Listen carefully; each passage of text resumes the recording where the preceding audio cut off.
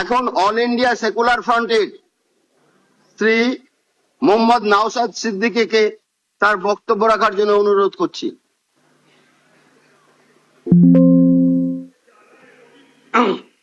ধন্যবাদ speaker sir. তাপসদা, আপনাকে all India secular front পার্টির পক্ষ থেকে স্বাগত জানাচ্ছি স্পিকার নির্বাচিত হওয়ার জন্য। আমরা আশা করব আগামী 5 বছর আপনার নেতৃত্বে এই অগাস্ট হাউস তার গরিমাকে বহন করে চলবে এবং সাথে সাথে আমরা যারা বিরোধী আছি তাদের সর্বোৎকৃষ্ট জায়গা, মতামতের জায়গা হচ্ছে এই অগাস্ট হাউস। আমরা আমাদের মতামত নির্দ্বিধায় নির্বিঘ্নে এখানে রাখতে পারবো এবং যারা শাসক দলে আছে আমাদের মতামতের ভিত্তিতে গঠনমূলক অবশ্যই যেগুলো হবে সেগুলোকে গ্রহণ করবে।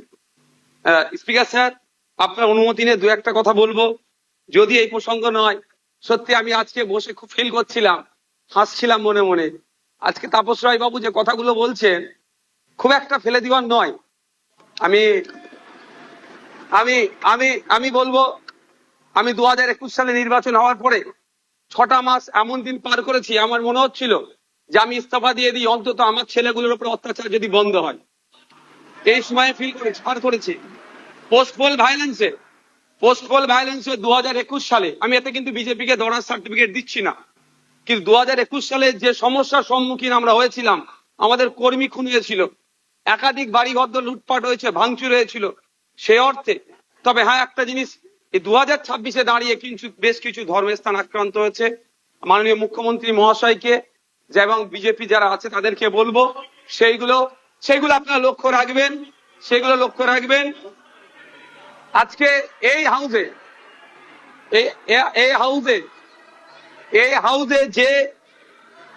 যে কথা চালাচালি হচ্ছে, আমি বসে বসে ফিল করছিলাম সময় গিয়েছে আমাদের বক্তব্য, বিরোধীদের বক্তব্য শাসকের পছন্দ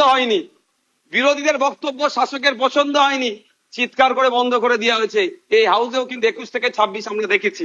আমরা আশা করব ওই দিনটা আসবে না। আমরা বিরোধী যারা আছি গঠনমূলক প্রস্তাব রাখবো, শাসক দল যারা আছেন তারা গ্রহণ করবেন। মাননীয় মুখ্যমন্ত্রী মহাশয় একটা কথা বললেন, খুবই ভালো লাগলো। আমরা যারা একাধিকবার বিভিন্ন দপ্তরে লেটার করেছি, ন্যূনতম রেকগনাইজ আমাদের লেটারকে করা হয়নি, ইনক্লুডিং চিফ মিনিস্টারের কাছে। আজকে যে কথা বলেছেন এটাকে আমি স্বাগত জানাচ্ছি, যে উনি অন্তত কথা বলেছেন যে মিনিস্টাররাও রিকগনাইজ করবে, অর্থাৎ প্রাপ্তি স্বীকার করবে। আর একটা কথা উনি বলেছেন অল্প হলেও কাজ করব। আমরা বিরোধী, আমরা পজিটিভ কথা বলবো, রাজ্যের স্বার্থে বলবো, রাজ্যের জনগণের স্বার্থে বলবো।